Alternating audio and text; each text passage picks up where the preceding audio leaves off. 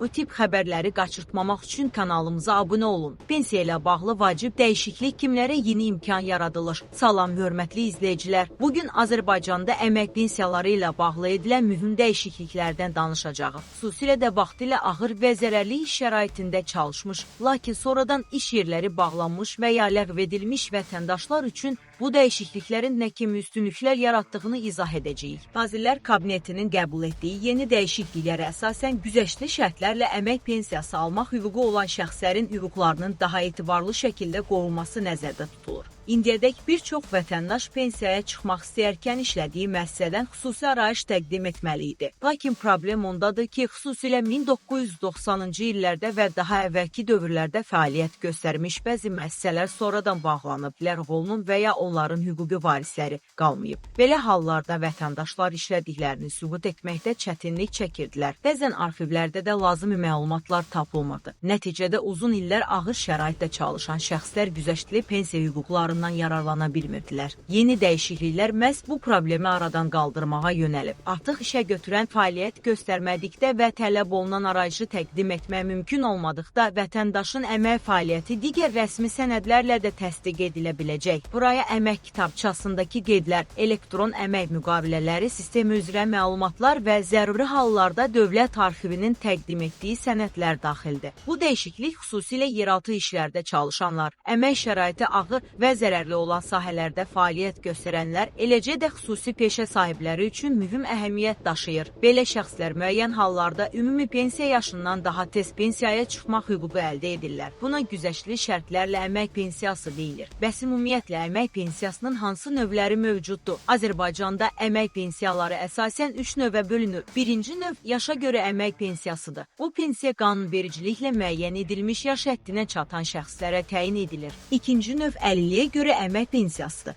Əmək qabiliyyətini itirmiş və qanunvericiliyin tələblərinə uyğun olaraq əlilliyi müəyyən edilmiş şəxslər bu pensiya növündən yararlana bilirlər. Üçüncü növ isə ailə başçısını itirməyə görə əmək pensiyasıdır. Ailə başçısının vəfat etməsi və ya həlak olması halında qanunla müəyyən edilmiş ailə üzvlərinə bu pensiya növü təyin olunur. Vətəndaşları maraqlandıran digər vacib suallardan biri də pensiya yaşına çatdıqdan sonra işləməyin mümkün olub-olmaması. Qanunvericiliyə əsasən şəxs pensiya aldıqdan sonra da işləməyə davam edə bilər. Yəni vətəndaş həm əmək pensiyası alar, həm də əmək fəaliyyətini davam etdirə bilər. Bu zaman onun sosial sığorta ödəyişləri hesabında toplanmağa davam edir və müəyyən hallarda pensiyanın yenidən hesablanmasına da təsir göstərə bilər. Mütəxəssislərin fikrincə, son dəyişikliklərin əsas məqsədi vətəndaşların sosial müdafiəsini gücləndirmək və uzun illər ağır şəraitdə çalışan insanların hüquqlarını daha etibarlı şəkildə təmin etməkdir. Xüsusilə sənədlərin itməsi, müəssisələrin bağlanması və ya arxiv məlumatlarının tam olmaması səbəbindən yaranan problemlərin həllinə yönələn bu addım minlərlə vətəndaş üçün mühüm əhəmiyyət daşıyır.